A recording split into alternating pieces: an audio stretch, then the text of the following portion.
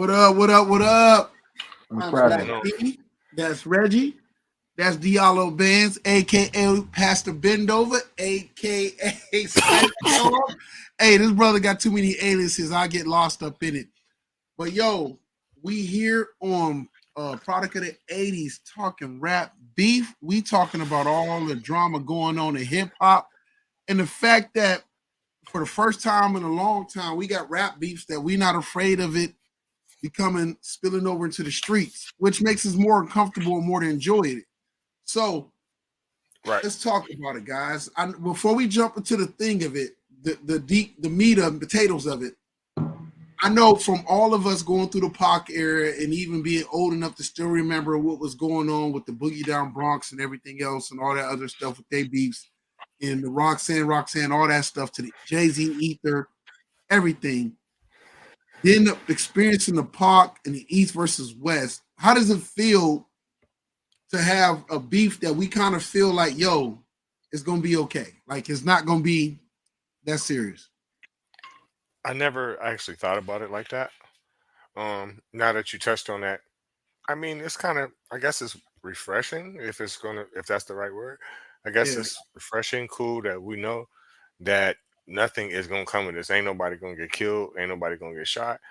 But I also have a separate feeling about it, which I think overpowers that statement, and that's going to be is to me, we always idolize and look up to drama and beef and things like that. Um, I don't know if it's a part of the culture, the sport, the nature of the shit, but it's like, why do we always cling to beef so much? What's beef? Beef is when you need two gas to go to sleep. Beef is when your moms ain't safe up in the street. Beef is when I see you, guaranteed to be in I see. Yo, that was a dope ass song. But no, you're right. Uh to get the I feel like it's just hip hop. Like they kept their this has the greatest chance to keep it just music. Me and Diallo was talking about it, and the biggest thing about it was like both these niggas is from where we come from, both of them still soft. One the pretty boy, awkward ass lame nigga, but he's so talented, he popular. And the other one, a nigga that's cool with all the street niggas, but he's still lame and nerd and whatnot. And you like, yo, like we pick a size, but ain't nobody ready to ride or die over these two dudes. Only thing what I liked about hip hop beat back in the day, that shit was more direct. Fuck Jay Z. But I remember when I heard that shit, be like, oh shit, oh shit. Bro, it was more direct, but at the same time too, everything in the areas have a time and place how they handle shit. You Right. feel me? Now we be dealing with a time when niggas painting their nails and wearing skinny jeans, so what? It ain't too much gonna happen. Uh, you feel me? Unless you Yeah. got people when they clicks run up on somebody because they trying to make a name for themselves and shit like that. So it's like to me, where is that right now, bro? Like I told both of y'all, it's more personal for me. It's light skin against versus dark skin. That's Ah, Come on, no, man. it's only mixed versus full black niggas. hey, That's all it hey, is. that's where That I'm ain't at cool. because I always got picked on and shit. And I know I should take Jamar Holes all the time. He was dark skinned back in the day and shit. He Hey, wasn't you can pop. have them. All my I hoes, mean, but you can have them. Listen, I drop them off to you. Hey, learning what I learned now, you can have them. So, but I'll be honest though, man. It's like this is what. Just think about this. What you said. This is where we're at in hip hop. Where we got Carlton Bank ass niggas and shit. I look at Kendrick Lamar like watching Carlton Banks dance and shit when I listen to him rhyme and shit. I'm like, come on, man. We not really taking none of these cats serious, bro. At the end of the day, you know what I'm saying? It's just I like it because it's bringing some type of competition of sport back to it, and to get people involved because I feel like the music industry now is so watered down. It's like now till we got bitches like Sexy Red taking over the industry and shit. You know what I'm saying? I ain't gonna lie, I be in a cut sometimes. I ain't lying. Cause ain't nobody coming out with music. Yeah. to be hitting though, the beats hitting. I mean, just keep it to not be a hater. You have to tell the truth. Some of She that got a good shit, formula. She got a good formula, her bro. and Glow. Some of the Yeah, shit they be saying be kind of hard though, for real. For I yeah, ain't gonna sing it, but yeah. got a So little bop to it. So that's where we at in hip hop right now, man. So. Y'all, wow. Um, I'm gonna piggyback off of what y'all two were just talking about. We are. I don't think any one of us is a get off my porch ass motherfucker, right? But what I do know we are is we love the art form, we love the culture, we love but we're also real enough to recognize the shortcomings of it. And so as much as we can be like, yo, Sexy Red is hitting and she got the intention, we know the value behind it, but we also know when it's time to have that conversation, when it's not time to have that conversation. You know what I mean? So I mean, there's a maturity that come with it, and we've learned from, which is weird because a lot of our parents' stuff we love or influence the rap music we grew up on. Mm-hmm. And so, but like all of us can sit here and hear Orange Juice Jones and be like, I saw you walking in the rain and be like, yo, respect to that song. You know what I mean? Like we didn't disrespect, and I've learned that this new era is taken from us like we took from the era before. But at the same time, a robbing this era, and tell me if I'm wrong, I don't feel like they respect the era before them. They just like to take, and not appreciate the actual thing of it. Like, and so that's kind of where it's like it's kind of hard because I don't think I think our generation can be way bigger haters, but we're not. I think we're like, yo, that like you just did. That Sexy Red, she got some songs where you be like, yo, this is some trash, but it's But just now, hot. but listen though, Jamar. But to be, we are not saying us, but our generation is the biggest haters. That's just like We it's are. the, it's the shift in music, right? It's almost like when we was growing up, our parents was like, "Turn that It's shit the off." same It, thing. It's the it's same thing. There's nothing new. That's why I said on the post, I said there's nothing new under the sun. Mhm. Everything is get recycled, but in a different way.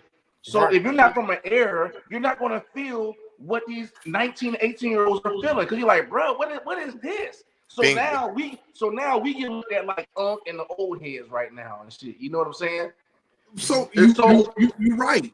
You're right. So I'm agreeing with you, but I think that because we were once called the haters, and I think I honestly feel within my heart our generation handles it with more tact and class because we give passes and we still like and love and give props to a lot of the music that does get made, but at the same time, what how about this? When it comes to we judge it based on the standpoint of this. The difference is this: me and Miguel and even Reggie, when you love the art form, you appreciate the art form, right?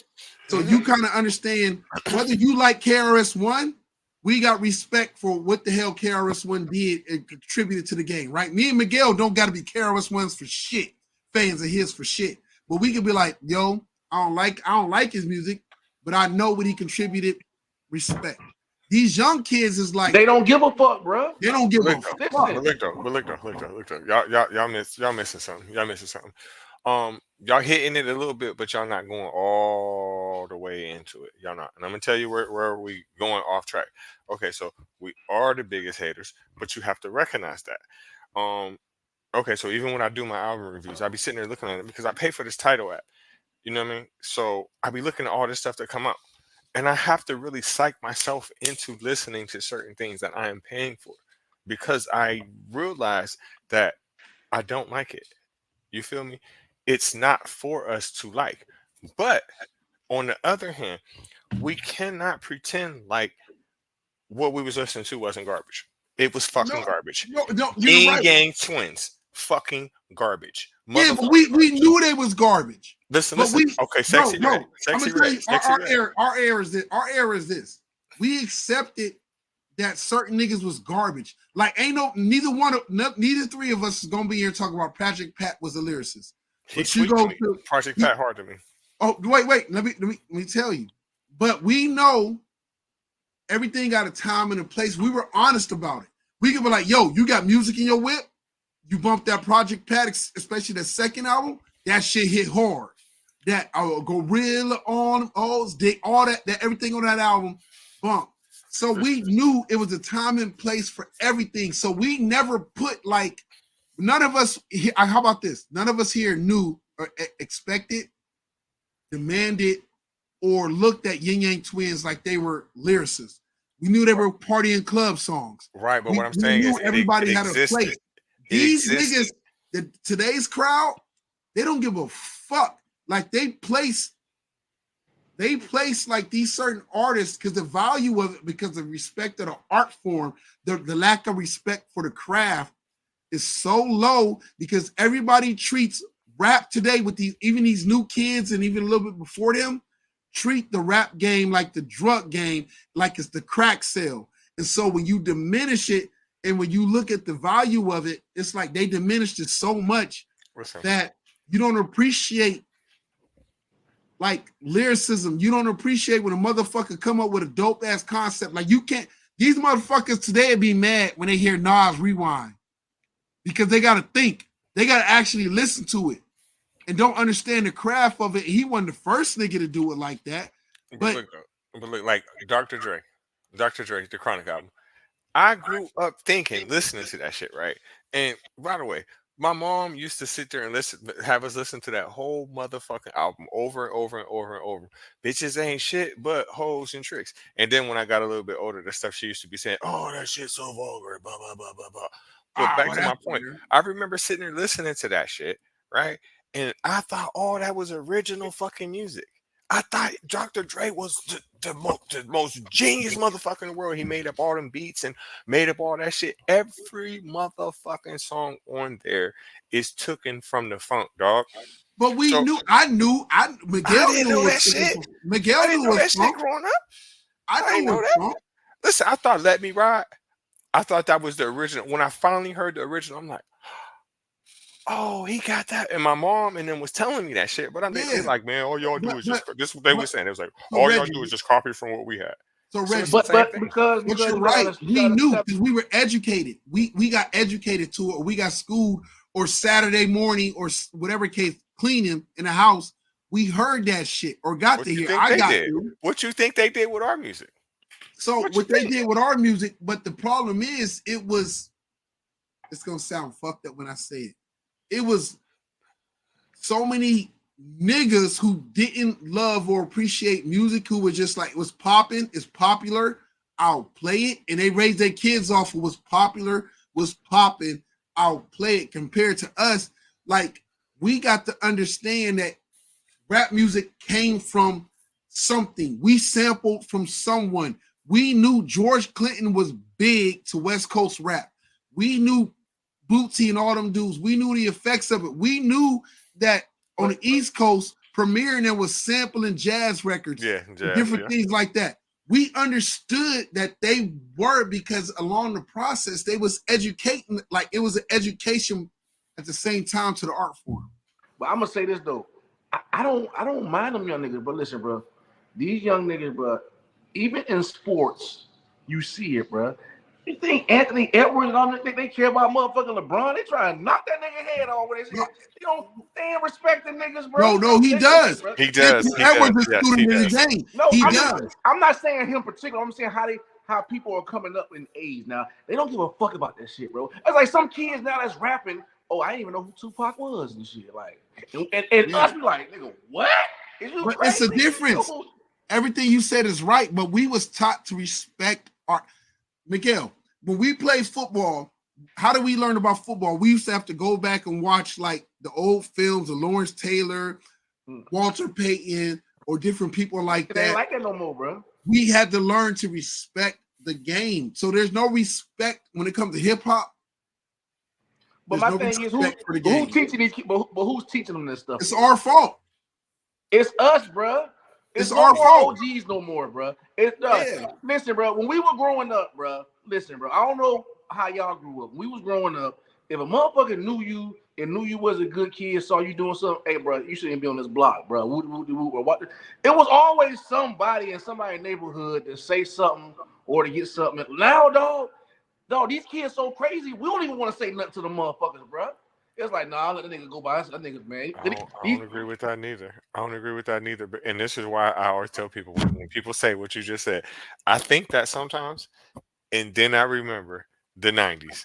Then I remember Elm Street. I always point out Elm Street to everybody. Jamar, How fucking dangerous was Elm Street in the 80s and the 90s at night? Oh, bad, bad, bro, Oh, bad, you bad. walk down What that up, bitch with a bud? starter jacket if you want to. Hey, You ain't hey, gonna real happen. quick, hey Reggie, real Not quick, gonna not happen. Reggie, real quick, not to interrupt you. Shout out to Bud, man. Bud been checking us almost damn near every episode we drop, dropping a comment or something like that. Yeah, he do. Shout He out do. to Shout Bud out to had it. Bud. Yeah, shout out to Bud. So my bad. Go back to what you was doing, bro. I want to give Yeah, the people. Elm Street was very, very, very fucking dangerous. And I grew up on the north side, and I'm not even from that part of the north side. Right. And I knew, what I mean, Westlake was very dangerous, that whole area. But in the 90s was a very difficult time to be a black person in America Oh, because it was at the height of the crack epidemic. That's number one. Number two, the way the laws were set up, motherfuckers was getting 30 and 40 years. So, man, it was crazy out here, bro. It was crazy when that Bloods and Crip shit came. Fuck that. that's true. That's true. Yo, so going to that, that's why I think us as older folks, we can appreciate the beef now because we understood like when a movie came out and it was our parents were so worried about us going to see it. Like we Above the Rim or Yeah. Juice or Boys in the Hood or I don't know, Minister Society, especially. Like our parents was afraid for us to go to it. And it's a deeper thing, and we won't jump into the issues that goes on with our culture. But what we can jump into is the fact that we can from growing or learning or experiencing that to appreciate just kept on wax beef. Right. Yeah. And I guess that's how we started off because what I do love, regardless of who your opinion is, who winning or whatever the reason is, I do love that both rappers have restrained themselves to keep it let's just keep it on wax. Let's just keep it taking shots at each other from whatever ever levels, but it's not about attacking each other personal where we get more black men locked up in jail, more innocent bystanders caught up in some bullshit. Because I mean, as much as I love Pac, and as much as I like Biggie and respect Biggie, uh, the impact they had on rap overall, and how many niggas jumped into some violent shit, and how much violence popped off behind it, I don't think they realize. What I will say is, Biggie always gets a pass. People don't realize Tupac was still growing as a man. He was only what 20, was he 25 when he died? Yeah. Yep. He was bro, as me, all of us in here are way past 25. And we look back how we thought at 25 years old and be like, wow. But you know what's crazy, bro? I don't believe him checking out here early. Um, even though it came from that rap beat, but it was other shit. Cause he said that shit, bro. Yeah. He called that shit from I don't want to talk about the incident, but what happened, what he did, and he felt like, bro, yeah, shit gonna come around. I'm gonna check about it a bit earlier and shit like that too. So, but yeah, I get what you're saying, though. Yeah. I just think that Biggie just didn't take shit seriously. Oh, I know he didn't because if you just would have listened to what your mom told you and went back to New York instead of going back to Cali and staying out there all that long ass time that you did, that they would have never got you. They had plenty of time to Bro, plot on you. they said he was about to leave Puff. Everything could keep coming out from all the other people that was in Biggie's circle. He was about to leave Bad Boy. Yeah, but listen, do you know that he moved out to California and was out there for about at least 8 months? And his mother told him that it's no joke out there and you need to come back out, So come back. wait. Does that further the initiative going to the point of sitting there saying that, yo, he been out in Cali that whole entire time, and when the heat turned up and he was trying to leave Bad Boy, all of a sudden he gets killed? Like maybe more or less.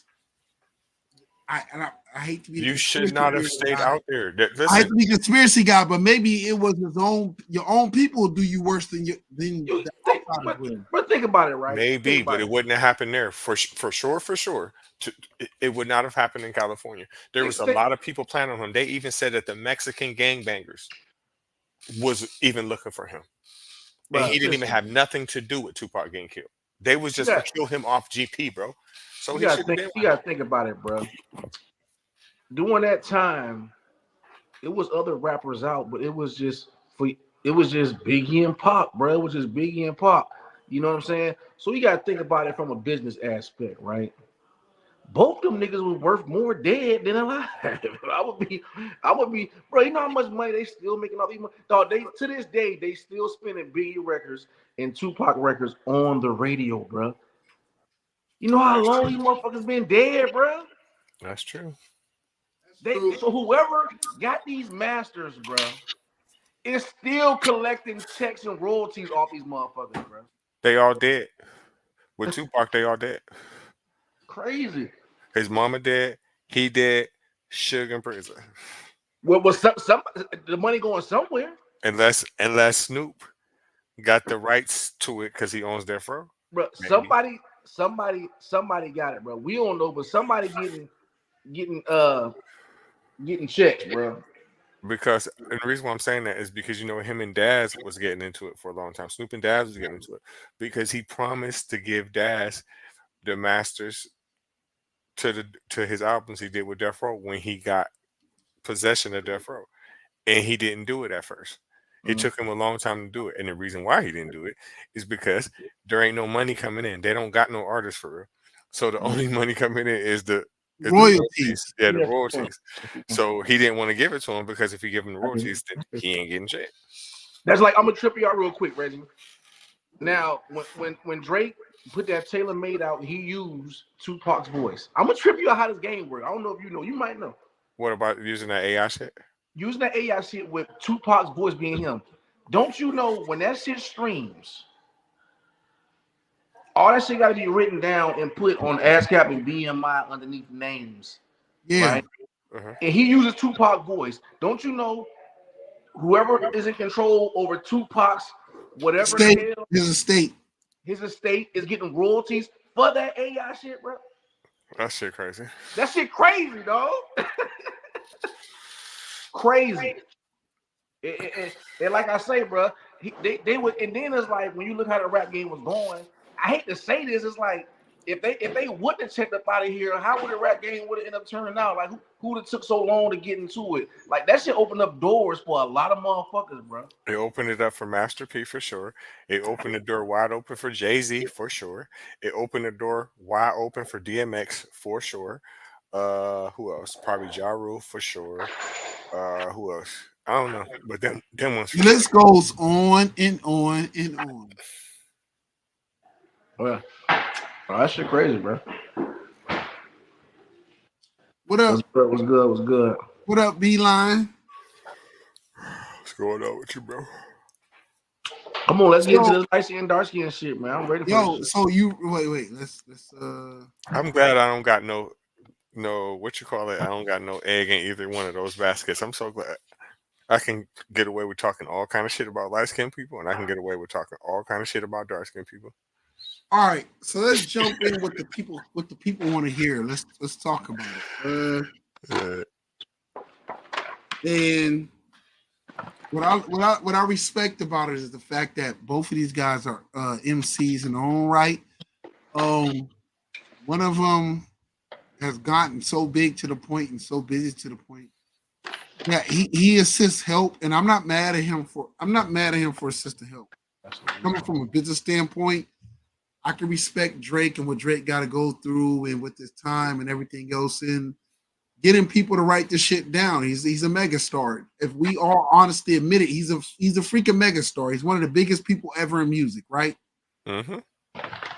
And so with saying that, I can understand that Kendrick's attack on Drake is more about who's the best rapper, not who's the biggest artist, not who's the best artist, but who is the best when it comes to rhymes, who is the best when it comes to penmanship, who was the realest. And so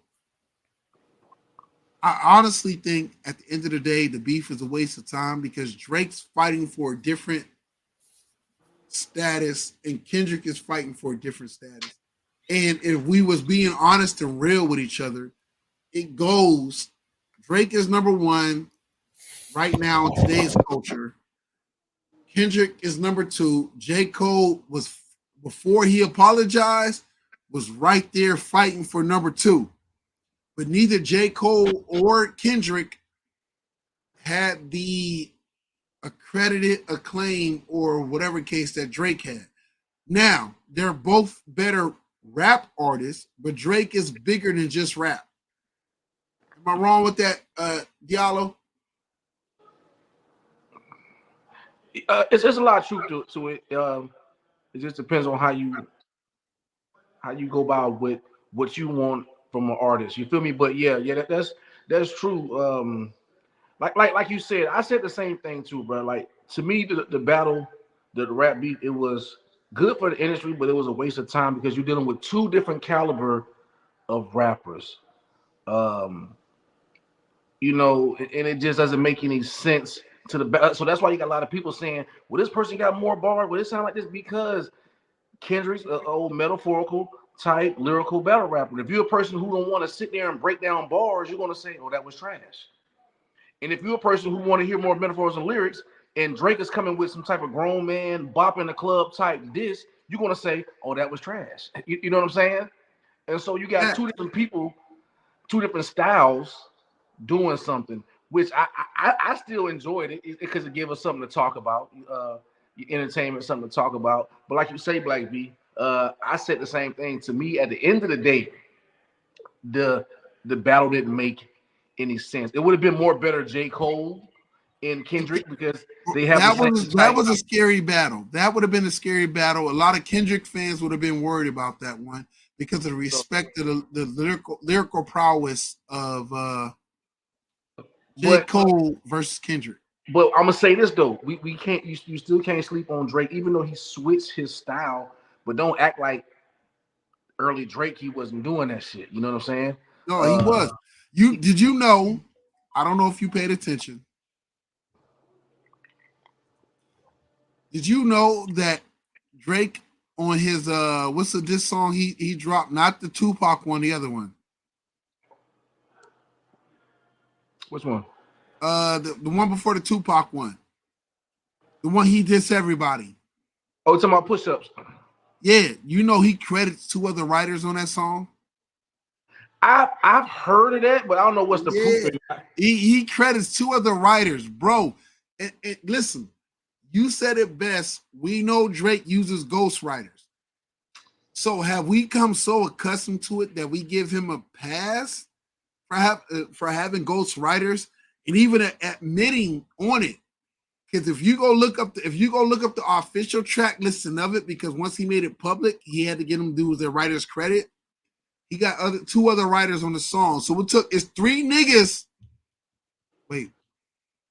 It's three dudes credited to Drop and Give Me 50. Look it up. Yeah, I seen it. Hey, and I got a question for you, right? I'm gonna trip you out. And I'm not trying to turn the whole topic around. I had an argument with a guy today about this. I said, so if you're a person who don't condone in cheating, and you know Michael Jordan cheated on his wife, and you still buy his shoes and you keep wearing them, you see what I'm saying? So it's like the same shit. But it's different because it's not like Michael Jordan's wife was shooting the jumpers with them, right? Well, listen. Let me finish. Let me finish. I'm gonna let Reggie go. Let me finish. Okay. What I'm saying is, people choose what morals they want to fuck with and pick with. That's just like, dog. If you found out the Tesla you driving, the guy who made it was a pervert to fuck with kids, well, you gonna turn your Tesla in? Hell yeah. No, like, come on, let's be realistic. I'm joking. Yeah, let's be realistic. That's just like, and this is where I'm at. And so that's like somebody questioned my manhood today that made me mad. Not mad, it offended me. Oh, so what type of man is you to listen to another man? Hey, but that's the power of Drake. That's the power of Drake. That's the power of Drake. Anything else we would have normally discredited cut off rappers or been like, nah, fuck this nigga. We give Drake passes. We give him passes on painting his nails. We give him passes on having ghostwriters. We give him passes on being soft as hell. Everybody we passes, give him bro. passes on losing other rap battles. Like this nigga didn't lose to Joe Budden. He didn't lose to fucking Pusha T, and he's not losing to Drake. We constantly give Drake passes. So you stop. Hey, he's so popular, and we love him so. You stop listening to R. Kelly. You stop listening to R. Kelly. Fuck no. Hell no. Does that make you? You see what I'm saying? Like, come on. Does that make you? You see what I'm saying? Like, come on. Sorry for the feedback. What up, B? What up, good, y'all? B? What's good, y'all? I just run back over to my neighbor's house. They're over there partying it up. But I like this conversation, man. I wanted to jump in. And so that was my thing. You can't take away, even if a man is a fuck nigga, you still can't take away what he's great at because he's a fuck nigga. You see what I'm saying? Are we gonna give him props for being great at being a fuck nigga? But I'm saying I'm not giving him a pass on it. I don't like what he do, but if it's something good, it's good. It don't stop it from being good because of who the person is. That's all I'm saying. Go ahead, Rick. What I don't like about the whole situation is that it's becoming racist, and that's fucking stupid. Because if it was the other way around, we would be having such a big deal. Like, especially like Rick Ross, his fat ass up here fucking co-signing like, yeah, white boy. Yeah, white boy. Like, why the fuck do people keep saying that shit? And why is nobody saying race is everything, bro? It's the easiest shit to dig at somebody. That's it. It's weak though. I don't like it. That. Is weak. That shit is fucking weak. I don't like that shit because if it was the other fucking way around, it would be a fucking problem. You know what I'm saying? So I think they definitely should stop that. Definitely Kendrick Lamar is a better rapper. The thing about the ghostwriting shit, we can't confirm or, you know what I'm saying, deny these allegations with any rapper. You know what I'm saying? And I think a lot of times with Drake, I think people just hit that like boom, boom, boom. He has ghostwriters. He has ghostwriters. Or we're just purposely looking into it. Like, you know what I'm saying? Oh, he has ghostwriters. Drake is a ghostwriter. I'm not the biggest Drake fan. I mean, but at some point, you do have to look at it like, you know, people are hating, you know, a little bit. I think that Drake also has an unfair advantage in 90% of his beefs. To Jamar's point and to your point, you know, some of these beefs he is getting washed, but it doesn't make no difference because what people are saying about him is not getting radio play. It's not. Like, think about it. How many times did we hear back to back on the radio? Bro, one of the hottest shits. Yo, on some real shit, one of the hottest fucking diss tracks I ever heard, yo. I ain't gonna even lie. Listen, that's true. But think about what Pusha T said. Did that shit get any radio play? Fuck no. Have all y'all? Yeah, Pusha T then said some crazy shit about him. Oh yeah, we know, crazy shit. But look, you're right, Reggie. I'm agree with you all the way. Luckily for Pusha T, his shit was so scathing that we all knew, regardless of the bullshit Drake was trying to pull with all the labels and everything else, Pusha T won that round. He did, but most of America does not know that. Most of America has never heard. Like, well, yeah, because that's where popularity comes in. That's where popularity comes in. He has an unfair advantage. Yeah, that's where that bullshit you know what I'm saying? He has an unfair advantage in his beefs because you're not going to get the radio. I think the hardest part. Hey, B-Line, tell me if I'm wrong. Hey, Brian B. Yeah. Tell me if I'm wrong with this. The hardest part for us, all of us on here as hip hop enthusiasts, is that we see it. Unfortunately, the majority that skims through, doesn't half-ass pays attention to, or doesn't really care about hip hop. Yep. Their opinions kind of sometimes sway the bullshit. Oh yeah, like we could take it back to the 90s. I fully believe that. We could take it back to the 90s. Think about what LL and Cannabis, that battle rap. If you take bar for bar, LL, you lost. You lost. But no one will agree with that from the outside looking in. Bro, I can't even remember that this. I'm gonna say this, right? this is the effect Drake has, right? He has the same effect LeBron has to the game, MJ. I'm gonna bring sports in it. When a person just keeps winning and winning and winning, motherfuckers get tired of the shit, bro. I don't give a fuck what nobody say though. I'm That's not true. saying I do, but the average person get tired of seeing the same That's true. motherfucker just keep winning and winning and winning. It's like, yo, I'm tired of seeing this motherfucker, bro. Yeah. Yeah. I'm tired of LeBron going to the finals. I'm tired of Jordan. I'm tired of Like, Drake motherfuckers is winning, tired of that shit, bro. or better yet, I'm tired of motherfuckers giving Kendrick Lamar props on all his albums. We love, well, they love Drake. We give props to Drake on sometimes on shit that we know he's culture stealing. We know, but he's so creative in how he does it. We've all given him pass, or he dropped some weak shit, like the shit with him and 21 Savage. Everybody heard that, were like, this ain't it. Fucking horrible. This ain't it. But this is the shit too, though, man. I mean, this is something that's been around with music forever. There's different styles, bro. Especially going back to the 90s, it was a little bit more. You can see the different characteristics in music styles. When it came to commercial music, like shit that's gonna sell. You got a lot of dudes that we could put into this conversation, like Papoose, Cassidy. These guys are phenomenal lyricists. You put them in a battle up against anybody, they destroy you, motherfuckers.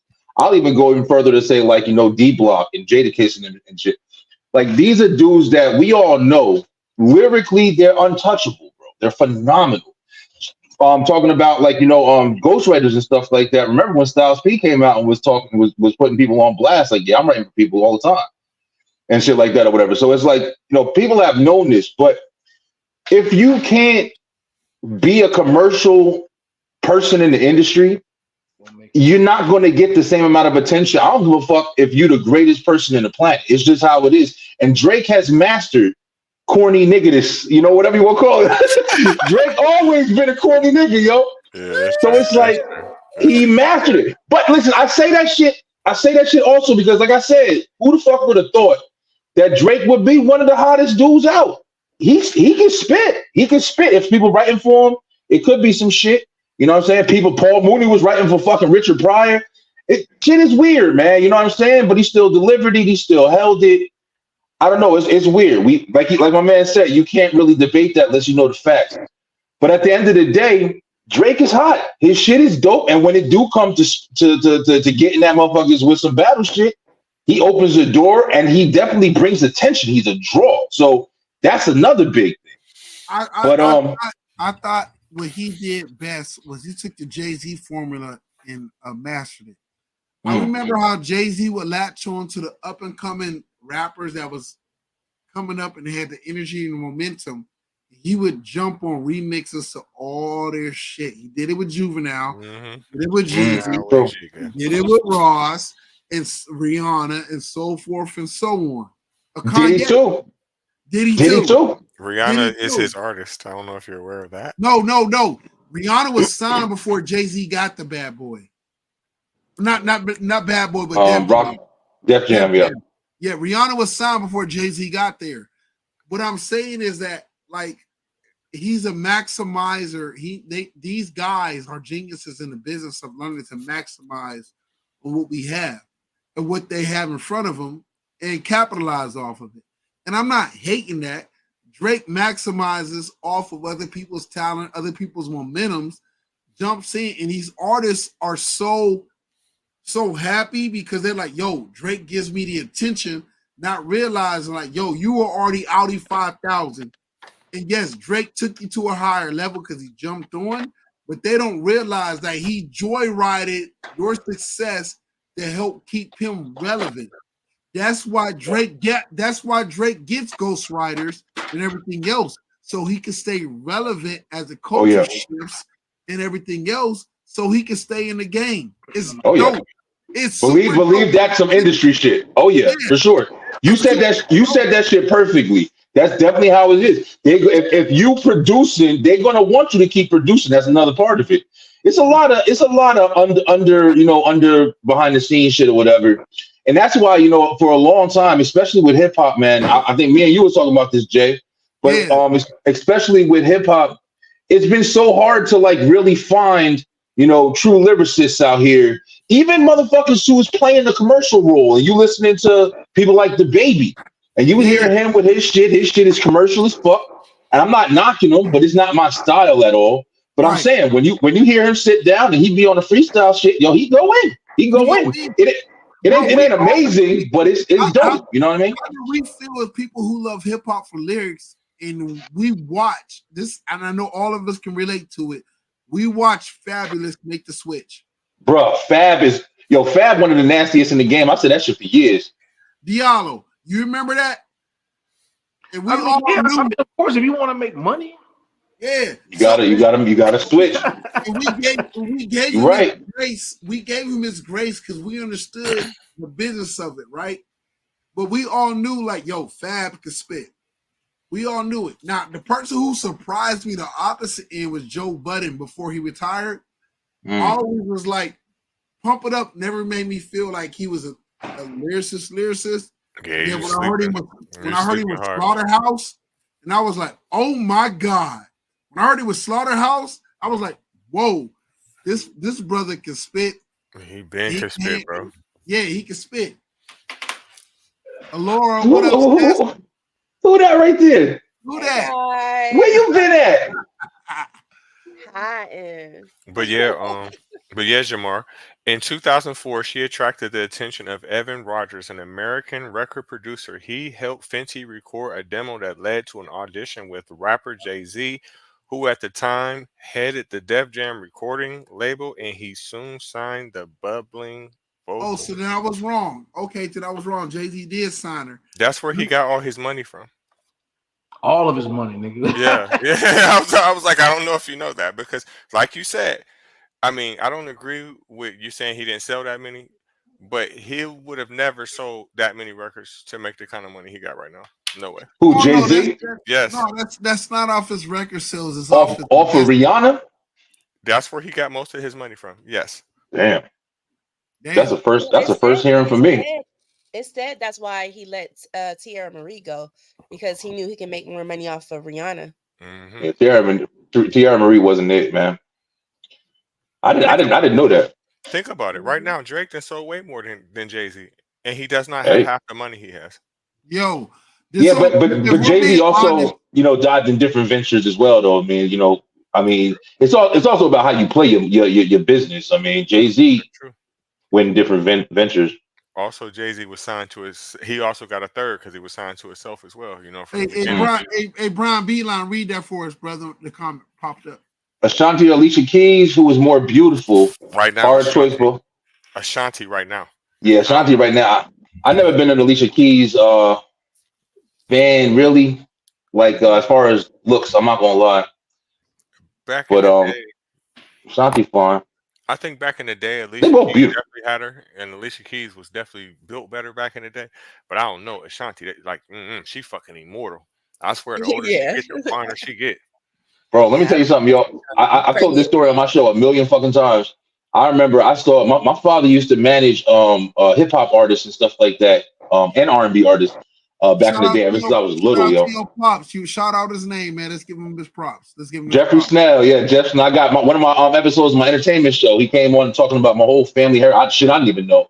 But I had met Ashanti before she got big or whatever. Actually, the crew my father was working with, because she was singing the national anthem at one of the step shows that they did in I think it was like New York.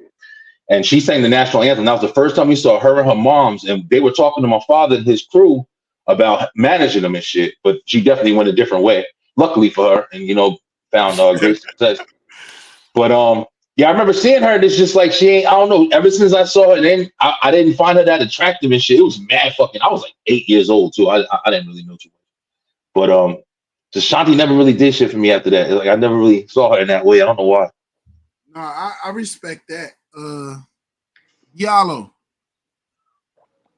On from your take and your standpoint with this, because I know as much as a creator and a dope ass writer that you are, I know you I don't want to say you're split, but I know you can call the game for what it is, and I know you know how to separate And so give me your take on this whole beef thing between the two. And with being a writer, I know there's certain things for Kendrick you can respect, but also I understand you understand if the hard parts of what Drake has to go through as a creator. So walk me through how you being a writer who's wrote for other motherfuckers and at the same time as a creator where you respect the craft. Like we were talking before, bro. I said I wouldn't be surprised if Drake has a right. Matter of fact, any top artist that's been in the game long enough has had something written for them or has been in a room where 2 or 3 motherfuckers, I'm rapping, hey, bro, take that word out and put this word here. Dog, it happens all the fucking time. And comedy and all of that shit. It's all the same shit. That's just like when you're a comedian. Once you get so big, motherfuckers start writing their shows for them, dog. That's why you be like, dog, he ain't funny as he used to be because he's not writing his own shit anymore. So, that's right. And so what happens is when you got to be in Dubai one day, over here one day, over here, it's like, where do you have time to be creative and make music? You feel what I'm saying? And that's why a lot of motherfuckers who do write their own lyrics, they come out with an album every 4 or 5 years. You see what I'm saying? Take their time with it. It take their time to write it, you know what I'm saying? But most of the motherfuckers who have all the time are not really getting booked for shows like that, my nigga. Yeah. So you got handlers and shit like that when you get older, when you get bigger. And so now, like with Kendrick, this is his perfect opportunity to drop an album because that shit gonna go platinum just because motherfuckers want to see like what he's saying on this track about this nigga. If he was smart, he would drop an album, my nigga. He is gonna drop an album. Yeah, and that's it's more to it than what we think, right? On both sides, across the board. Kendrick is not as innocent as we thought because he gonna capitalize off it. He gonna drop like a motherfucker. Yeah. Like a motherfucker. I mean, that's what all of this shit should be doing. The biggest thing about this hip hop, you know, if you want to call it beef, I personally think it's all fucking staged. But I think it's doing what it's supposed to be doing. It's giving that spark back to hip hop, or hip hop, at least trying to give a spark back to hip hop. And I think it's doing a good job, in my opinion, because you know they tried it with the versus shit that lasted a little bit, but now you have actual engagement because everybody likes controversy, bro. And you know Kendrick is one of the hottest ones. People will definitely call that, and you know Drake is going to be one of the hottest ones that's in the limelight. So I think they're doing smart shit, bro. Everybody about to come up and make money off this fucking venture right here. So I think so too. I agree with you, Brian B, bro. It's what the game needs. Controversy sells. Of course, we all know that. But listen, I'm gonna tell you right now. In the 90s, Drake would never survive. But in today's game, he's king. And all I can do is respect it, appreciate it, because I know he's one of the most talented people I've ever come across. But even with that being a reality, he's also one of the most assisted artists I've ever come across. Right. He's like Will Smith on steroids. Remember when Will Smith did Miami? Good example. We was like, it's a hit and we didn't care. Or Here Come the Men in Black and we knew it was written by somebody else. And everybody was like, yo, it's a hit. We don't give a fuck. It's fire. Yeah. But we always look at him as just a rapper, and he's not just a rapper. He sings on at least half of his fucking songs. Mm-hmm. So if say for instance, he gets into it with whoever, right? Say he puts out an album and he says one track about whoever he's beefing with, sings the rest of the fucking album, right? And it goes quadruple platinum, right? He won. That's why I said, even hey Reggie, He technically won, right? He did. What you gonna do? Hey, Reggie, I said, even when he lose, he still fucking wins. That's still win, bro. He has plenty of garbage albums. That's success. That's success. Listen, I mean, anybody that likes wouldn't rap he music be- will not wouldn't listen he to all be- his albums. Wouldn't he be named Nelly on steroids of the 2024? You fair with that. You fair. Nelly was always more of a commercial artist, though. He really, I mean, as far as what he was putting out, he never really had anything that was underground that I fucking heard. I mean, he always had commercial shit. I don't know. I think Drake. Nelly was always the dude we all knew was from the streets, right? Because back then your street appeal mattered. And nobody can never pull up anything to disrespect Nelly and his street cred, right? Because remember, if we could disrespect your street cred back in the 90s or early 2000s, we was done with you. Nelly was like, yo, he real, whatever the case, he doing this. And we accepted it because there was no flaws. And we didn't care no more. Like, we didn't dive deeper or nothing else. We just like, he never tried to be anything he wasn't really. In my opinion, I never saw it. Yeah, no, you're right. And St. Louis stamped him. Hear what Laura had to say. She was trying to say something. You cut her off. Oh, my bad, Laura. My bad. No, it's cool. I was just saying, I think Drake still gets clout from, being in that wheelchair. I think people still have sympathy for him. Miguel don't want to hear that. He ain't want to let you say that. What that BBL shit? No, Degrassi. Remember when he got the grassy shit? Oh he yeah, was in that wheelchair. I think God damn, Jimmy. Yo, okay, so let me ask each one of y'all individually. I'm gonna start off with Allure, the queen of it all. What you score right now on the beef? Have you heard all the diss songs that's been put out, even the Kendrick's today? So I only heard one of Drake's and one of Kendrick's. And I liked it how Kendrick flowed on it. And it was just, it reminded me of that. I don't know what movie it was. It was like, I hate my gums because they black. And Don't be a menace. Don't be a menace. It reminded me of that because, like, just how he was just saying how much he hate him and this and this and that. But then, I listened to Drake's, and I'm not a Drake fan, so for me, it all sounds the same for me. So I didn't really kind of mess with it too much. But then Kendrick's, I felt like it wasn't. I don't feel like it was nothing like how when Chris Brown went in. I just thought it was just he just talking. Like he got a dub in the air and he telling this nigga. It's like he face to face with him, telling him, I don't even like you, nigga. Sit your light skinned $2 ass down before God damn, she's right though. She right. Hey, B absolutely right. Brian B. Follow up with what she said, please, brother. Yeah, I definitely I'm completely honest, I didn't get a chance to hear everything. Like I said, even when we were talking, I heard Drake shit, and then I heard a lot of Kendrick. So I heard a lot of Kendrick, so I didn't hear it from start to finish all the way. And I heard a little bit of the one that just came out today. But at the same time, I think Jamar, that's why me and you kind of started talking, because like I said, I'm not a Drake fan by far, even though I think he's talented. I'm not a fan. So it's like, I just know he can go in. You know what I mean? That's how I've always felt. Like this nigga can spit. He got dope shit even when it's just music. And then when I heard Kendrick, I know Kendrick is one of the top rappers out there.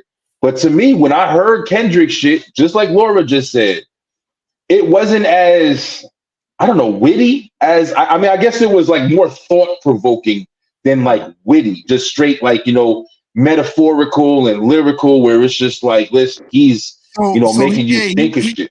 His goal was to give Drake something to think about.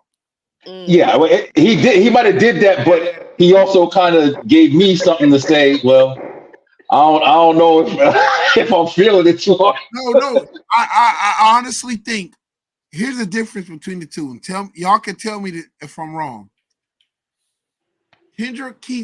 Drake keeps putting out something for the masses. Kendrick keeps putting out something for Drake. Yeah, Kendrick might need to learn from Drake in that area though, because I don't think Kendrick gives a fuck what the people think, because his fans is gonna be his fans. Right. I think Kendrick is at the point now, and I think Drake knows it, that they both have mutual people that like him. I think we all of us in here know the truth about it. And that's who's Kendrick speaking to. Those who accept the truth and those who understand what's actually going on with music. I think he's Let me get coming to you. I'm coming to you next, Diallo. I think what Kendrick is doing is he's talking to Drake, and the first diss, he spoke on triple, double, or even at a point quadruple entendres, but he spoke in a manner that only Drake would get, because he's always been talking to Drake, not to us. and he's kept it in mind, and he appeased us, but he knew Drake would get it. There's so many in the first diss, Euphoria, there's so many disses that Drake would get that everybody else would be like, what the fuck is he talking about? And everybody got to go search. But Drake No, knew. we ain't got to go search for none of that shit. Bro, if you go off the first diss, we gonna laugh at short jokes. Yeah, it was funny. Listen, We gonna laugh at whatever case, his height or his shoe size. We gonna laugh. I'm not talking about Drake's diss. We talking about the Euphoria, right? So listen. Go ahead. I don't know how everybody who keeps up with music and what's going on, but me and Jamar keep up with this shit, right? We talked about this shit, right? So when Kendrick dropped, I expected some Incredible Hulk, Loch Ness Sea Monster type shit, right? Me too. But why do you hold him to that standard, but let Kendrick slide on his weak ass bars? Let me finish. You hold Kendrick here, but you let Drake slide with writers. You let Drake slide with writers. My bad. So listen. So this is my problem, Allure, and is it Ryan? This is my problem. We all know everything. Though Drake doesn't hide anything besides that kid that got put out. We know he's corny. We know he's a square. We know he do goofy shit. We know he paint his nails. We know he got his nose done, his abs done. So why are you talking about those things in a song that we already fucking know? But he exposed. But he exposed. Let me finish. No. I'm gonna let you go. And that was my problem with it. And then you're doing references that other rappers already said, my nigga. Did he have a couple bars in there? Yes, he did. Was it something that made me jump out my seat? No. Both Drake diss and Kendrick, it was both mid-level disses to me. Both of them. It was nothing to make me go ooh and ah. But with the beat that Drake had, I can bump to it at least. You know what I'm saying? That's what I'm saying. I perfectly agree with you. I feel the same exact way. It was neither one was like blowing me away. It was just like Drake shit was a little bit more, metaphorical and kind of clever in a way. And I guess Kendrick was a little bit more direct, like you're saying, Jay. And it's just because I'm not really in that atmosphere, I can't jump to that shit like I can with Drake. Drake shit is an easy listen. Kendrick shit is some, educated shit that you got to go and research. Was that the approach they both took? Because both of these guys understand. I'm coming to you, Reggie. Right, because I'm biting my tongue. I know. So, and before I hit into Reggie, both of them knew how to play. Look at it, how we're discussing it. Do we not think that both of these two playing two different games or two different planes, or how to explain it, or how to diss each other? Understanding that, your fans expect this, my fans expect this. The understanding is here. The bullshit ass people was here that just cheerleaders a rap. Those who get it, who love rap, bro. It's not a diss. It's not a diss, but Drake is not. Unfortunately, Drake put himself in that position, not for the intelligent of the intelligent. Kendrick has put himself in. Kendrick has put himself in the position. Kendrick has put himself into the position that, like, when you hear Kendrick, I want to say something after Reggie. Hey, when you hear Kendrick, you like, this motherfucker did a quadruple entendre. When he did the 616, hey, Brian B, we made triple 16. Not only is it Father's Day in Canada, not only is it Tupac's birthday, hey, Reggie, go. Wait. Listen, I can't hold it no more. I don't know what the fuck y'all, B, Brian, and Diallo. I don't know what the fuck y'all listening to. I don't know what kind of ears y'all got. Name one crazy thing that Drake said about Kendrick Lamar. Nothing. I don't think it was crazy, bro. What are you talking about? I never said it was crazy. He's saying stuff. He's saying stuff. You gotta go back 2 weeks later and figure out what the fuck he's talking about. Do you even know what a crody is? Do either one of you know what a crody is? A crody is? No, you don't. No, you don't even know what the fuck he's talking about. He said everything he can say about Drake. He even took it to a level. Everything I knew. What is y'all listening to? Everything I knew. Everything he said I said is knew. directly about him. Drake is not built to even battle rap with him. So it's That's true. corny in a way. It's corny in a way because Kendrick, you know you could beat him. You know But you, Reggie, on some real shit though. you know you, Do you think even though Kendrick and I agree with you, like I said, Kendrick is one of the top in the game in my opinion right now. You know, outside of my dudes, that the old school guys. But do you think that Kendrick's hardest shit came out going at Drake? Do you think he was No, just it wasn't. playing with his food a little bit? I think No. he's just chewing him up like with ease. Like he's saying so much stuff about him, and it's just like he's like, "You're short. Yes. Yes. You're short. Yeah. I get bitches. You're short. And Go make some drums. You I hearing get us, but bitches. you're not You're hearing short." us, right? He casually- We both casually- said that I don't give a fuck about Drake's verse because we know who Drake is. What Yeah. we're saying is that wasn't Kendrick's hardest shit. Hardest shit. That's what I'm saying. That's exactly what I'm saying. I'm gonna give y'all that. I'm gonna give you that. I'm gonna give you that. Maybe that's not his hardest shit, but It's compared not. to Drake, it's like I expected more. That's what it was, basically. Yeah. I didn't expect more. I expect what we got because Kendrick, Pat Poos, and Lupe, they have a certain style. Ooh, Lupe too. And they're beast. intellectuals. And so he knew that he did not need to come hard with those bars like that. He simply just needed to get on here and just say some stuff that he knew was going to hit this light-skinned man in the gut. For us, no, it wasn't hard. But I guarantee you some of the stuff that he was saying on there so cool and casually, it bothers Drake. It bothers Drake. And then you guys got to remember their music. I feel like they both stuck to their flow, like how they normally flow when they're just making music, and it showed up in this diss. That's kind of like what Quavo did when people was like, "Oh, Chris Brown was so hard." And that shit was horrible, bro. Hey, Beeline. That nigga. It wasn't I gotta get up out this horrible. motherfucker. Who verse was better on Poetic Justice? The movie? Man, y'all bringing up old shit. Oh, now it's old shit. Kendrick Lamar shit, you mean? Poetic Justice shit? Y'all just niggas talking about my light-skinned king now. Who verse was better on Poetic Justice? What year was that? Oh, no. 2010, 11? You just talked all that shit. Oh, he's a lyrical genius. He's a guy. Who verse was better on Poetic Justice? Man, do you know that's when I had a hairline? Oh, my God. You know that? This is what these niggas do. This is what Can't remember that shit. Man, I had waves. I was spinning and everything, bro. Hey, Man, Reggie, who verse was better on Poetic Justice? I can't remember. Oh, yeah. I can't remember either. I'll be honest. I can't remember either. I know. I can't even lie. Like that ass. I can't. I'm I remember the song, but I can't remember the fucking verses. You can't remember the verse? Jamar, Yeah, I can't remember. Jamar Kendrick fanatic. Oh, he talking to somebody. When y'all get done, just pull up the Poetic Justice real quick. You want to talk about my dog and shit? Like he ain't got no bars. No, I ain't saying he don't got no bars. He just ain't like that. But Angel Hall, no. My man tripping. Yeah, Mary Jane fired. Jane fired Ashanti.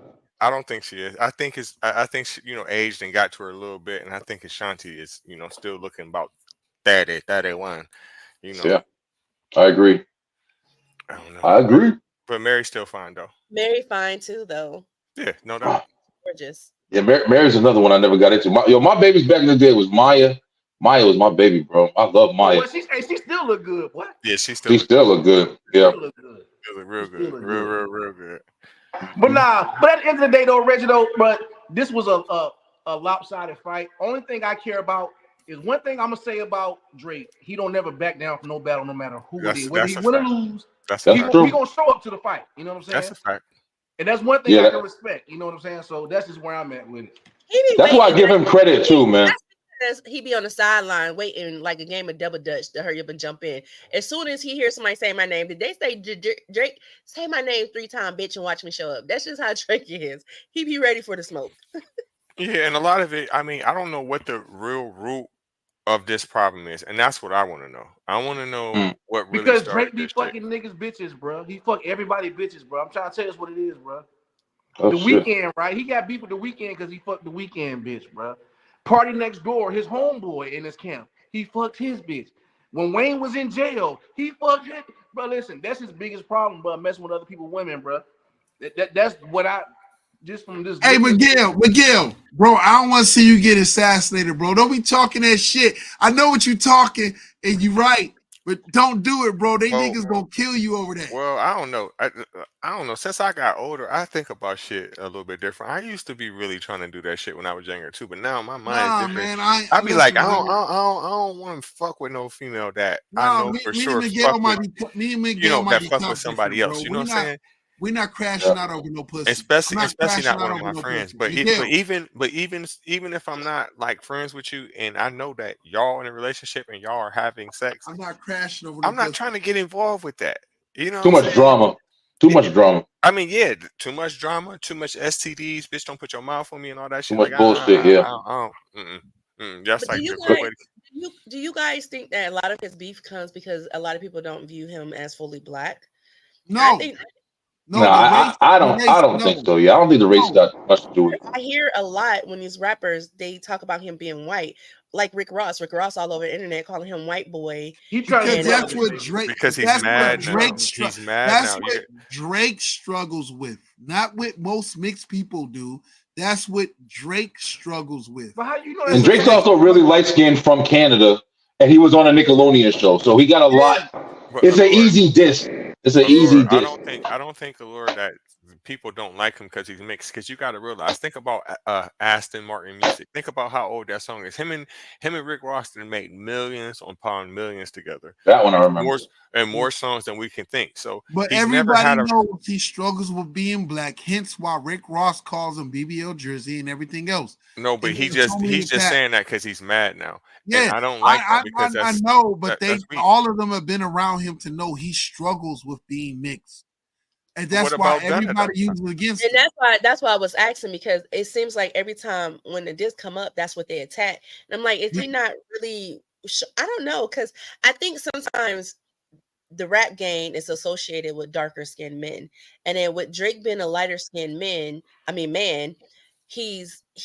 I'm not gonna say bullied because I know Drake be doing some stuff, but I think people feel like he's an easier target because they don't feel like he's fully black. Because he's I not comfortable. disagree. I Because disagree with that. he's not truly. He doesn't truly believe in it. He capitalized off it, I and they I all think disagree you with guys know. are that putting because more. he's been in plenty of rap beefs. He's been in rap beefs with Jay-Z before. He's been in shit with Chris Brown before. He's been in plenty of beefs. And until as of late, we've never heard people really take it to a racist level with him. Puff did, and a lot of people did. It's just all of a sudden, numerous people are coming at him, and they're all like, white boy, don't say nigga, And they know white what hurt boy." him, Hey, and hey it hurt Reggie, I got a him. question, Reggie. I got a question.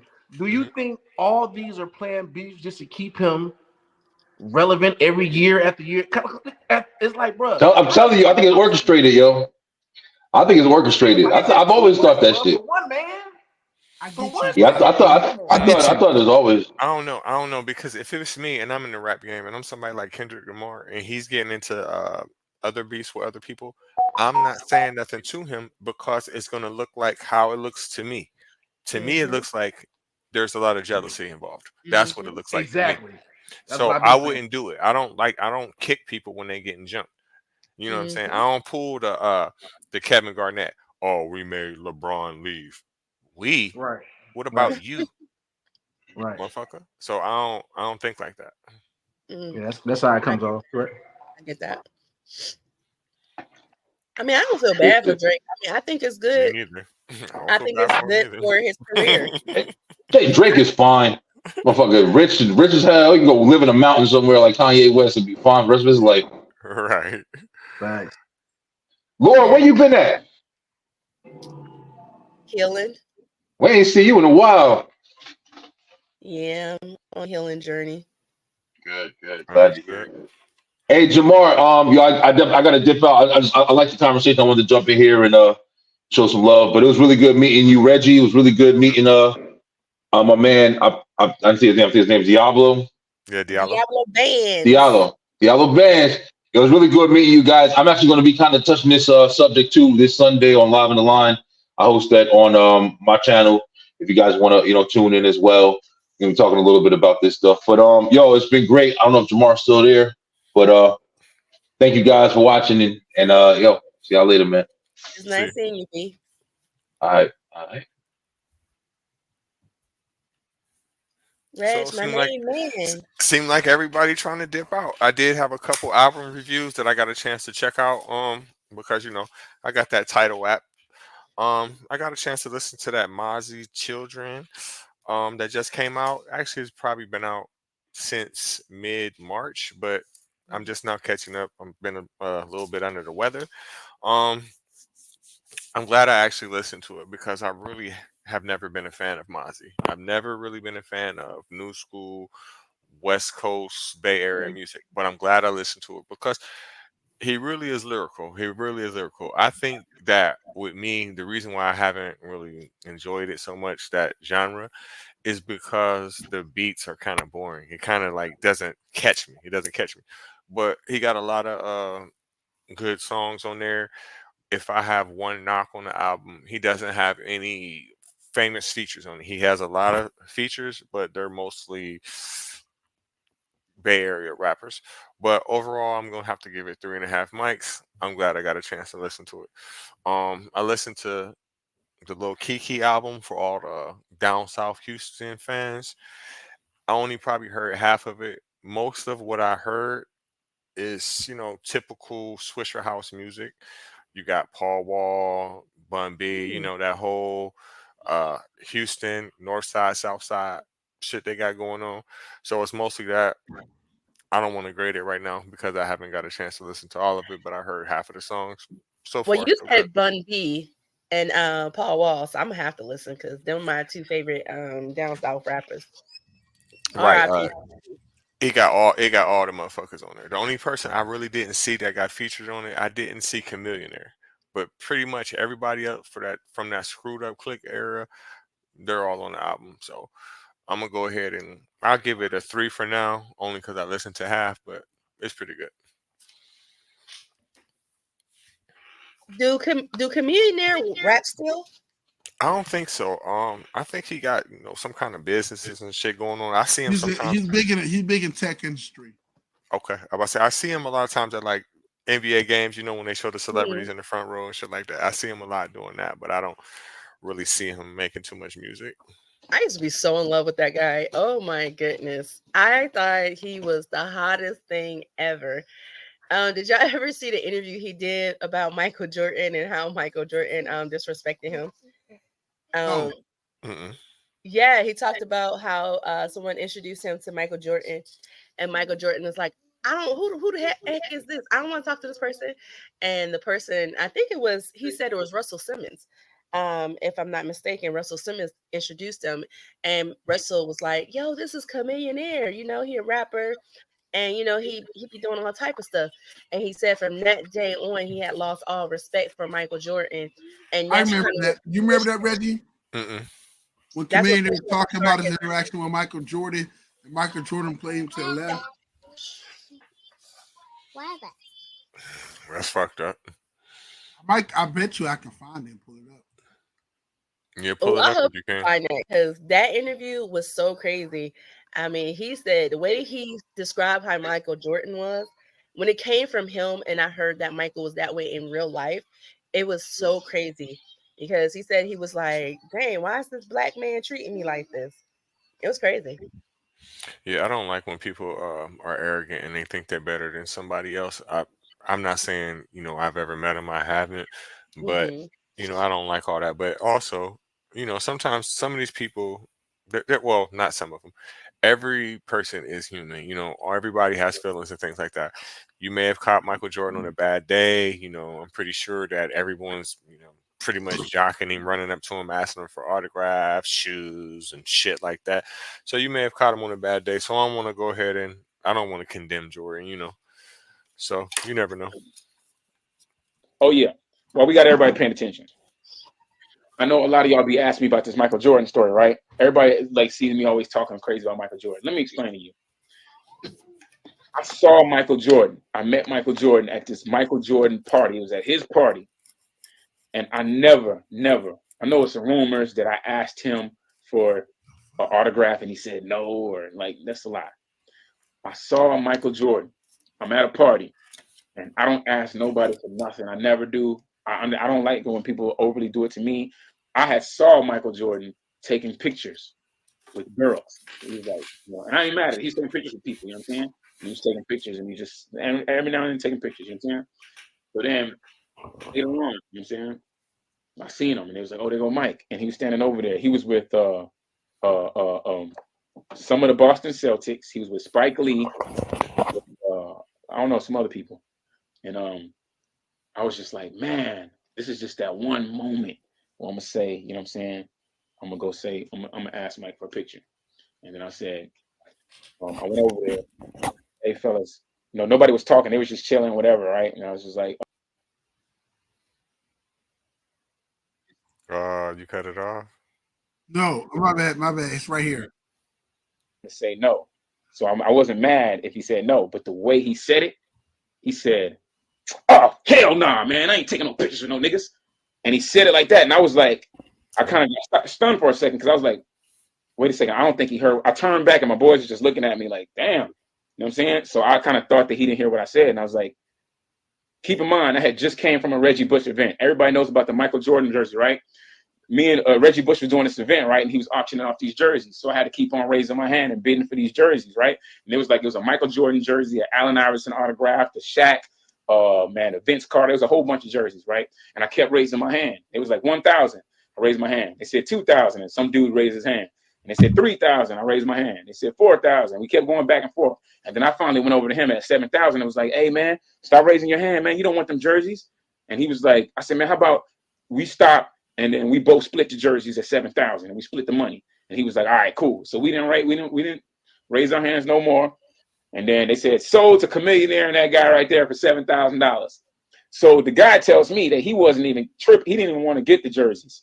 He was just trying to show off to Kim Kardashian, who was on the stage. Like, man, this dude that made me pay $7,000 for these jerseys, and he didn't even want the jerseys.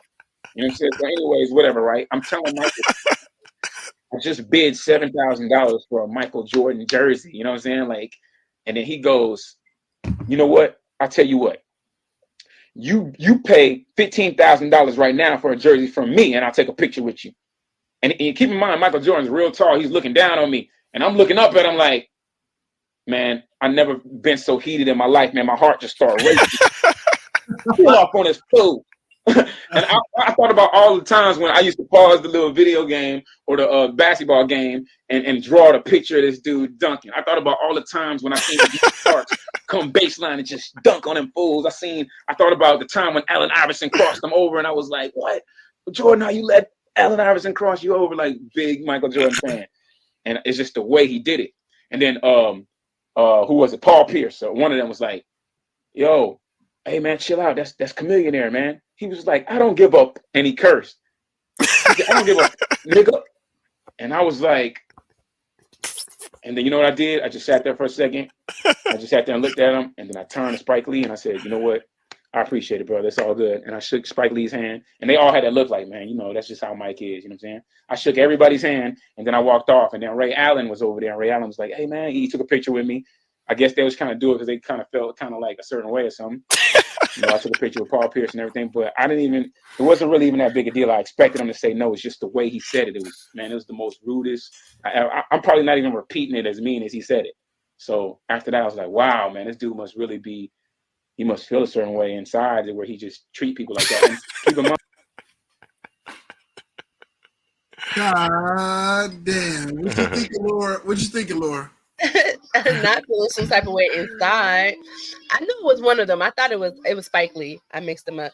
But this wasn't the first time I ever heard this type of stories from people trying to meet Michael Jordan or just people around in his circle. They said that, he's kind of really nasty. And even when the situation with the prison reform and he backed out of it and he was trying to do for-profit prison for Black men, I had an issue with him then. That's why I kind of was like, I can't support Michael Jordan like that. That's why I really never really bought Jordans too much. But I just thought overall, I'm like, man to man, there was a different way I felt like he could have handled it, that he disrespected him like that in front of all those people. Because at the end of the day, that's still a Black man. And I just think it's ignorant for other Black men to tear each other down. Now, Michael could have definitely declined the picture because maybe he just was tired of taking freaking pictures. And, some dudes don't like to take pictures with dudes.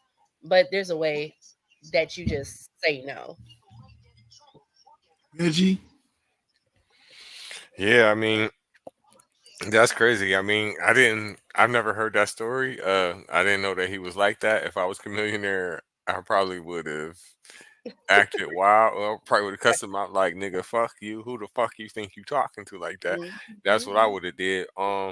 I think he kept his composure very well because it couldn't have been me. It couldn't have been me. But that is fucked up. I wouldn't have gave Michael Jordan no fucking 15,000 to take pictures of For his a ass. picture. That motherfucker looked like a burnt ass fucking sausage link. Fucking